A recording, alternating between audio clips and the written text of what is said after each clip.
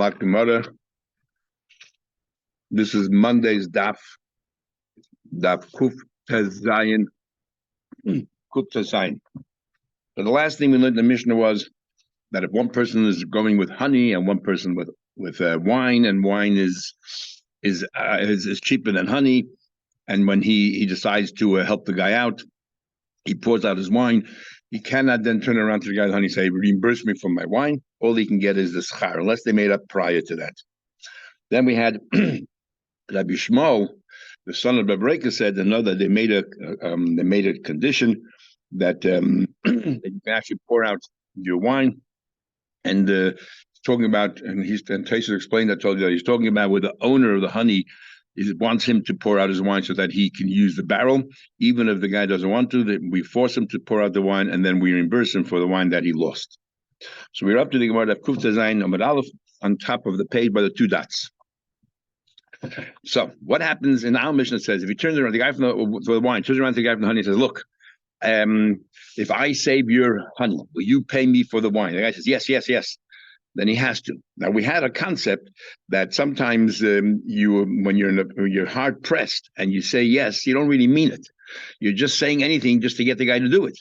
So the question is, when he said yes, as yes, I'll reimburse you for the wine, did he actually mean it? Or can he say, "Meshatani bach, I was just toying with you because I just needed you to say my honey. I don't care what you said. I would have said yes. I don't mean it." So you want to ask a question. 5 lines from the top. It says, "Im amalei." If he said to him, "I will save your honey and you will reimburse me," the din is he has to reimburse him. So I ask a question. Am I why? The name malei. Why can't you say Meshatani bach? I was toying with you. I don't mean it. Milatanya. We learned this concept. If a guy, let's say, was fleeing prison, and there was a boat right there on the water. Amalei said, "Tul dinner." He said, "I'll pay you, what the normal cost might be, an eighth of a dinner, and I'll pay you a full dinner, and cross me over quickly. I'm an escapee, and I need to get across very quickly."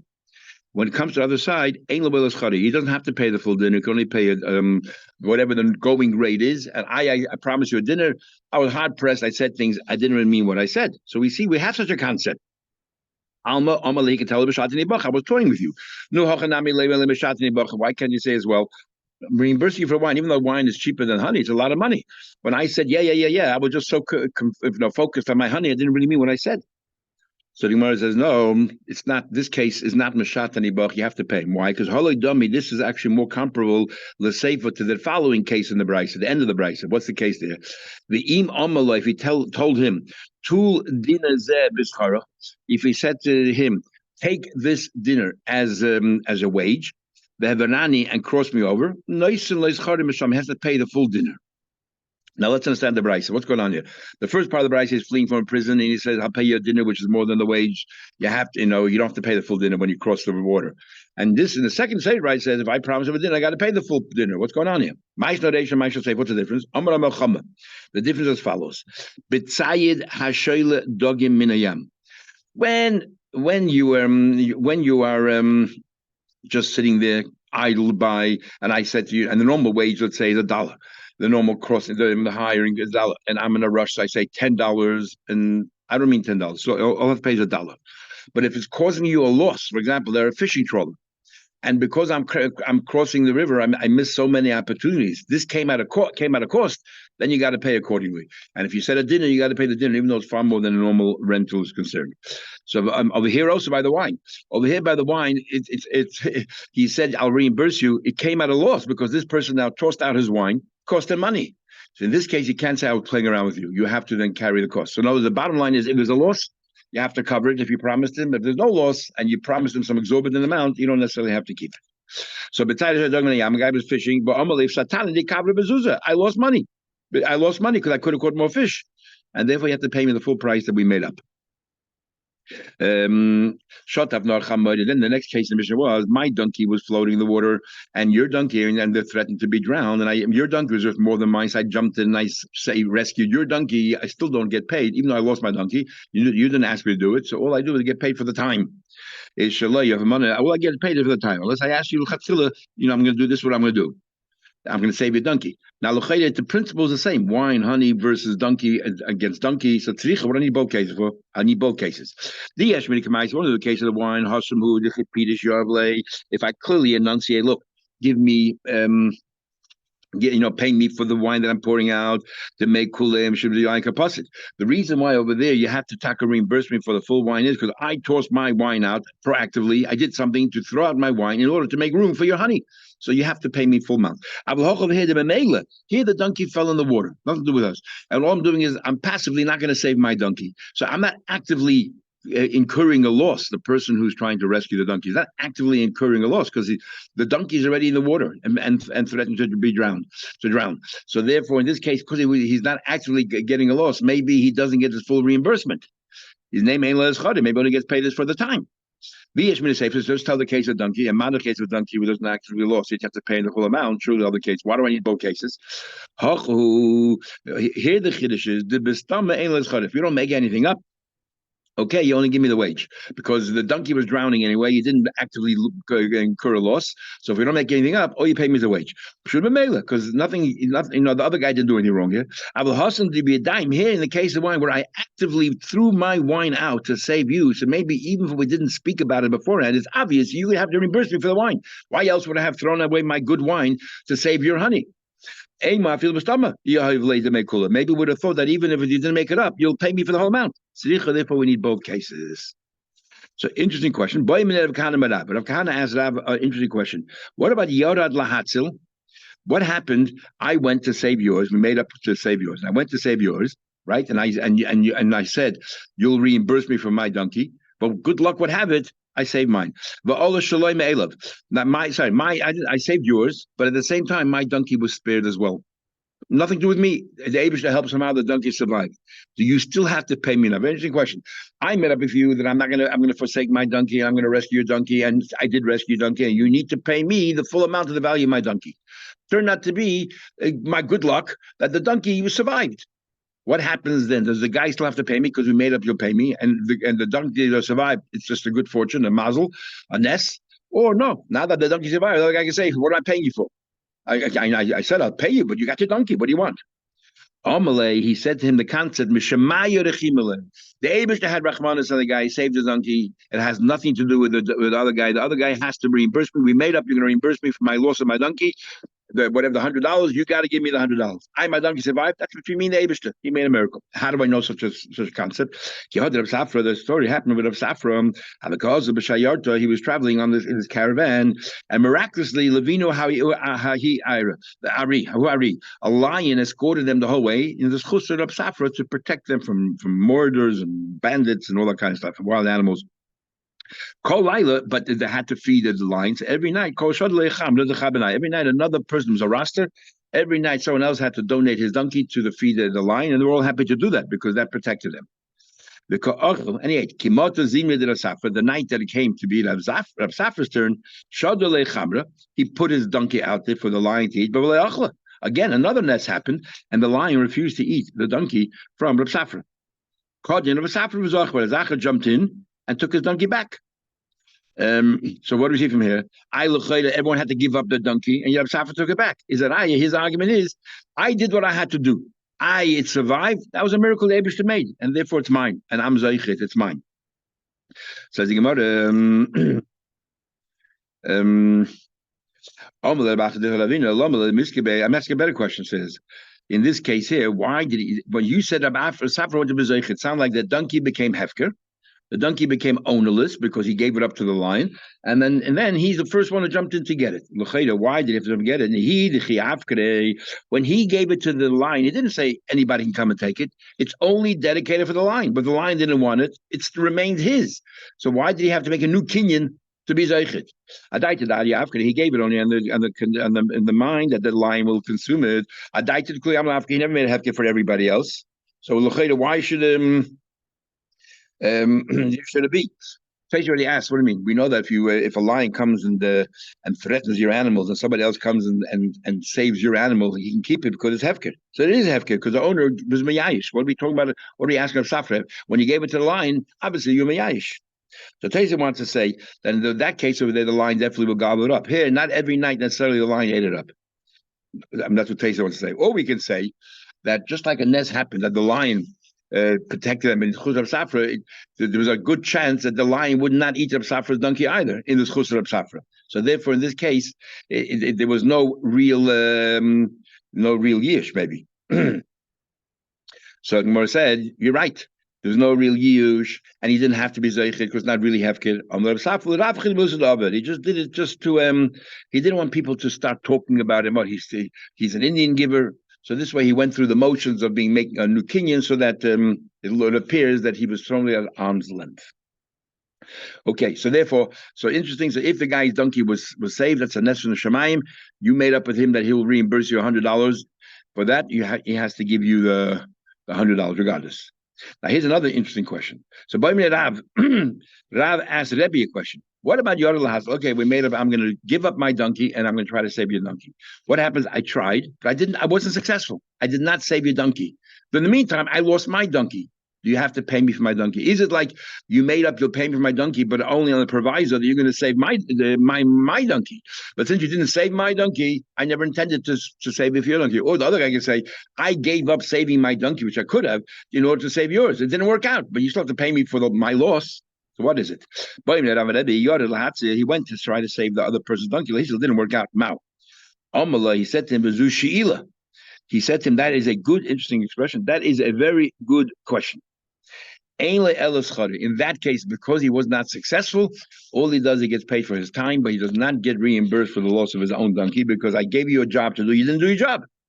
Anybody else ask a question? Is that really so? If I hired you a job and you weren't successful, you don't get paid properly? Somebody hires an employee, Lahavi, to bring him crude cabbage to miskinin, and to bring him cabbage or some other kind of vegetables, for a sick person. And he said to him, I'll pay extra, just get me those things and I'll pay extra.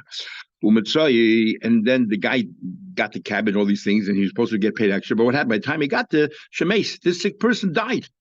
He became healthy. He no longer needs it.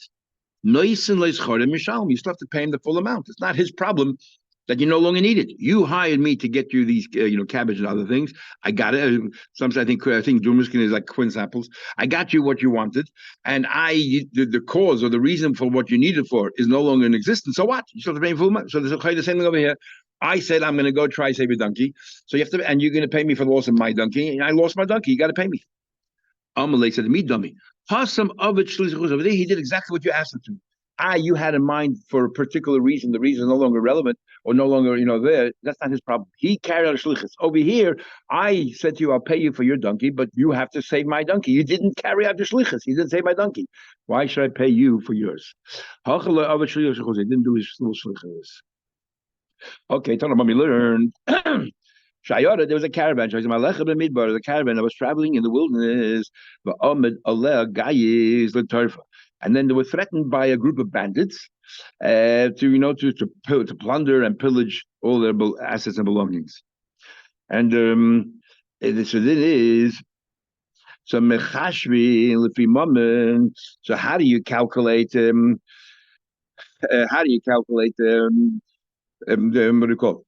What happened was these murderers threatened them, or these robbers threatened them that they're going to steal everything they have unless they get a ransom, let's say, of $10,000. Okay, so between this entire group, they have to accumulate $10,000. So how do they charge every person? Generally, we had more basa. We'll have more basa, the Zion, different ways of charging. One way is free mammon. Every person, depending on their wealth, because you can argue a person who's wealthier has more assets to lose. A person who's not so wealthy has less assets to lose. So it shouldn't be pro rata. Other way of looking at it is the number of people. This family is 8 people, and this family is 2 people. So the family of 8 people benefit more than a family of 2 people, so they should be paying more. So how does it work? So the Gemara says, in this case, all they wanted was belongings, assets. So therefore, it's only fair you go measure according to the assets. You don't work according to the number of people. You work according to pro rata your assets. What happens if the group decided to hire not like a spy, but somebody to lead them and to make sure that they don't fall into pit holes, they don't get caught by robbers, make sure it takes them in the right direction?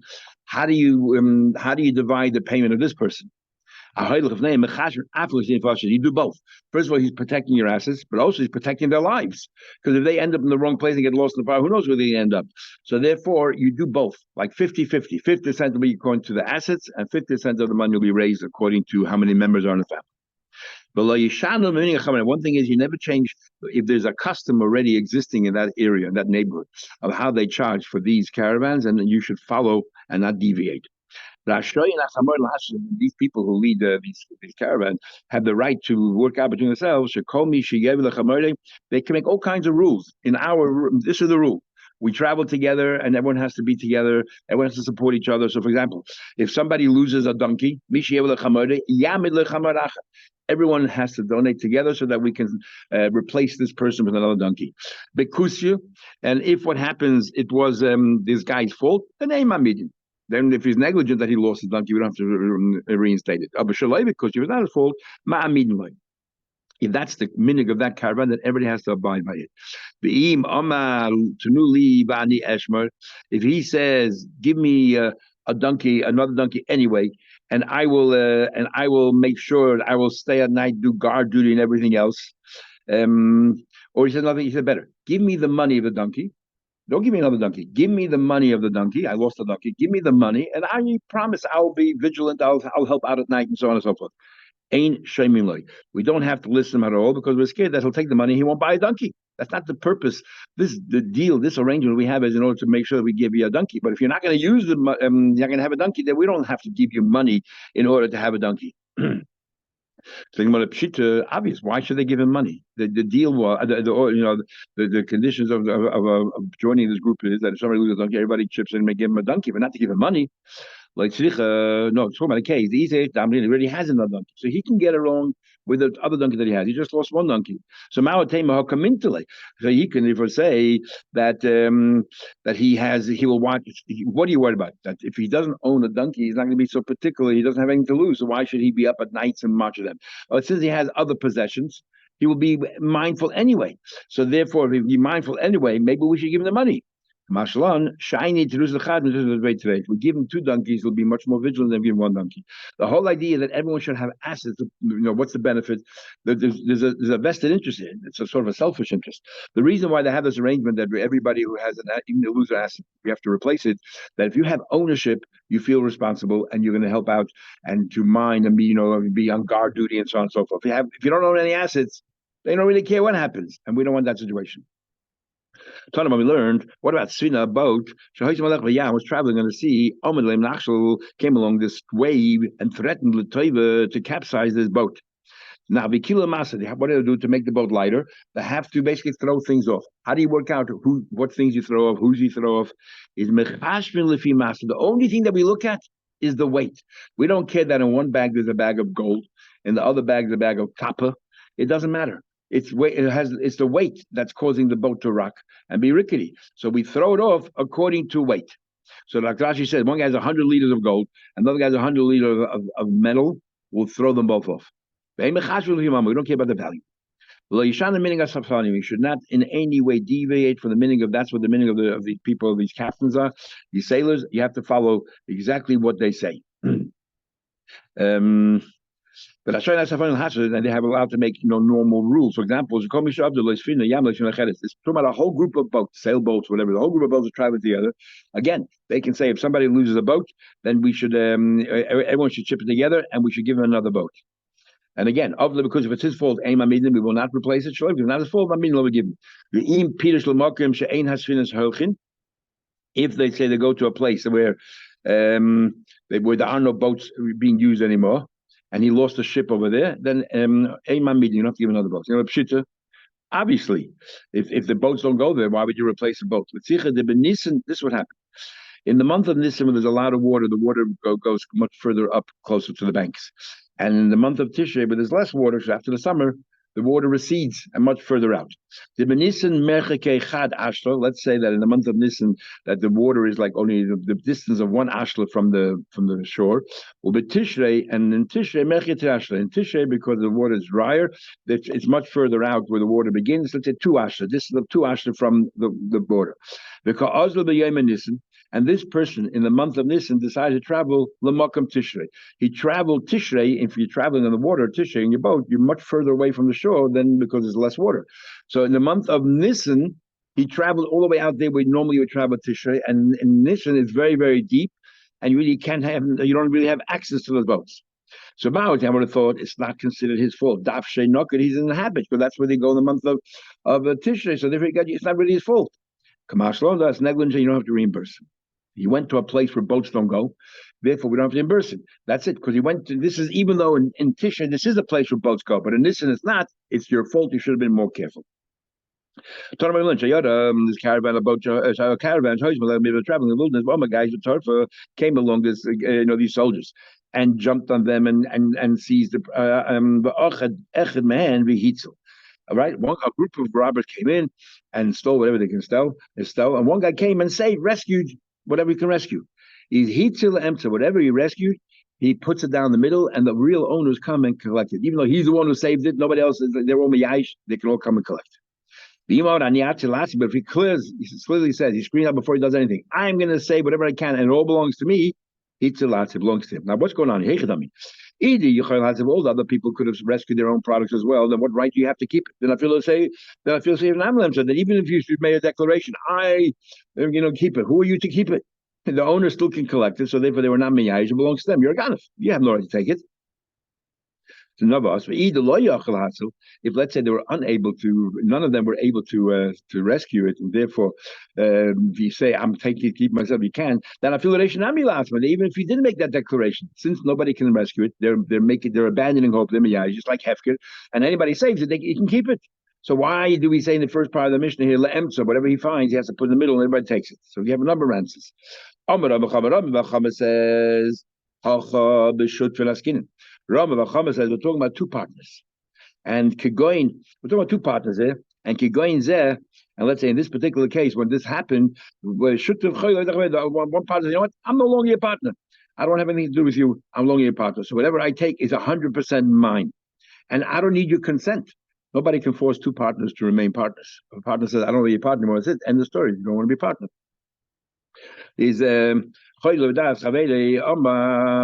Omar, if he could have cleared, he said, look, I'm taking it for myself. What he's really saying is Tantamar saying, I don't want to be a partner anymore. So therefore he can keep it. Omar, Polly can keep it. But Loyam, if he didn't make that declaration, we'll say, oh, you're still partners. And when we say Be'emz, it means you can keep part of it and your partner keeps the other part of it. Loyam, I like Polly, because he did not officially say that we're breaking up our partnership. So therefore, even though you went and salvaged it, because part of it is yours, but you salvage it on behalf of your partner and yourself. And it's common for partners to do that. One partner might work hard on another partner, and you're working for both.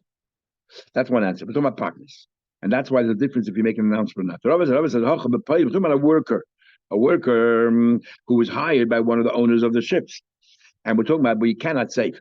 And the Rav says that if you're a worker and you don't make a declaration, whatever you're doing, you think you're doing it for your boss. So therefore, whatever you find, even though the boss couldn't save it, you put it in the middle, the boss takes whatever his parts are.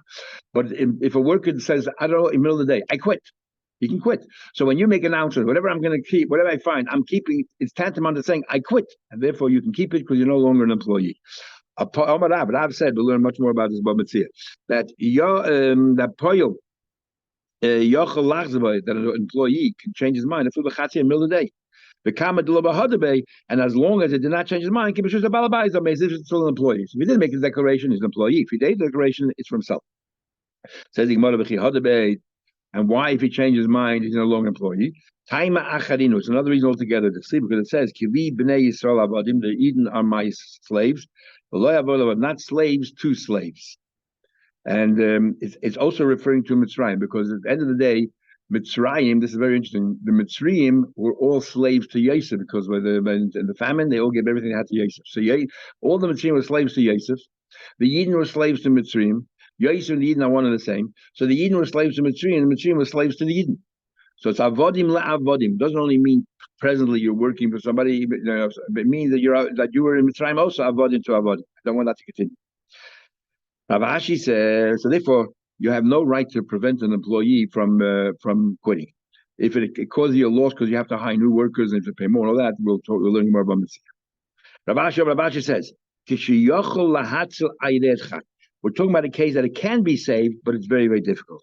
If he got up and made an announcement, I'm going to save it, I'm keeping it, and no one protested, that means they gave up hope, and therefore he can keep it. But if, let's say, he did not make the announcement, then nobody really gave up hope. If they're hoping against hope that they can try something, make a big effort. Therefore, you have to give it back to all of them. Says he further, the next Mishnah, if you steal it from your friend, then you have, Shimon stole from Reuben, and then Levi, as they're called Masikim, we'll see, Goyim and Eden, who are very strong-armed people, and they just come in and they take over, like the mob. So the Natlum and Nasim came along and took it away.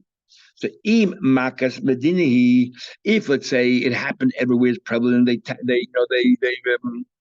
attacked everybody in the village, then so if let's say that they took away, they seized these Masikin seized many properties. So then the Gazlan, Shimon can say to Reuben, even though Shimon no longer has the properties now, the Masikin, Levi, let's say, has it, he could turn around to Reuben and says, you take your property back, because even if I didn't take your property, Shimon says, Reuben, even if I didn't steal your property, these Ganovim, these Masikim would have come into you, taken from you. So therefore, I can say to you, your property is there. Leave me out of it. I didn't make any changes in your property whatsoever. I don't have to reimburse you another property. But if the only reason why the property is taken away is because they have some kind of a problem, an issue with Shimon, and that's why the Masik and Levi came and took it, then had Shimon not taken the property, would have been in the Reuben's possession. They never would have seized the property. Then he has to reimburse them with another property. Says Nachman said by Yitzchak, mandatoni masikin. The word masikin is not making a mistake. Masikin are oppressors. Mandatoni matsikin lemishtabish. We had this a few times in Gemara where you can use two different words, but they mean the same thing. Similar. Mandatoni matzikim oppressors lemishtabish. They can see because you actually find in the pasuk, it says in the Teichah there, it says that you're gonna eat the flesh of your children. And it says that Hashem gave the matzah in times in straight times and in oppressed times. So we have the tzaddik. With the sambach lemishtam either. The Chsiv it says regarding the locust Yiddish that had tziltzul that they will take it. The locust will seize everything. And the Targum says there yechasnina sakah. So we see that that masikin sakah is like the locust eating everything up. They're taking it away.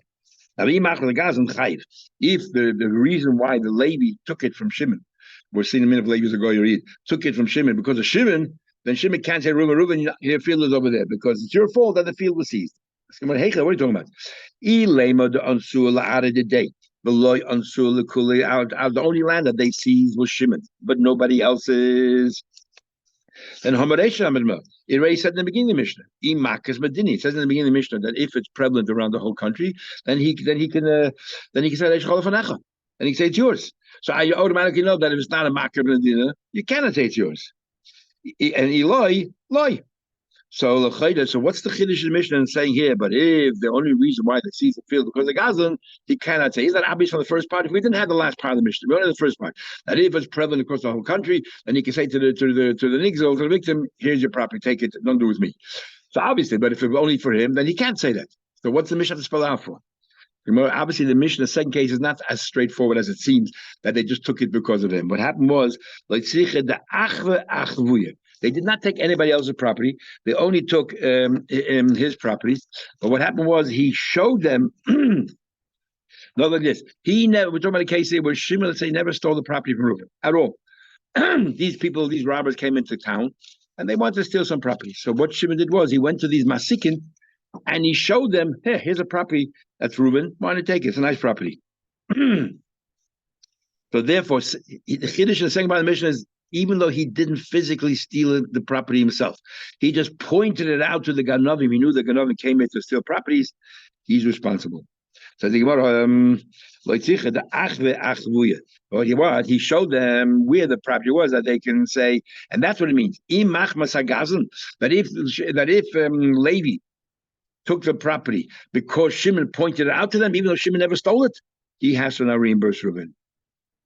Another way of learning is going down too. Akum, the goyim came and threatened this person, and they said to him, they said to him, show us your properties, your properties. And you know what he did was he showed another guy's property. Maybe he showed some of his own, but he also showed the other guy's property. And therefore we hold him responsible because they were asked for other guy's property. Why do you put it in there and in the mix? And therefore you have to pay as if you stole the property. That's the chiddush of the sefer.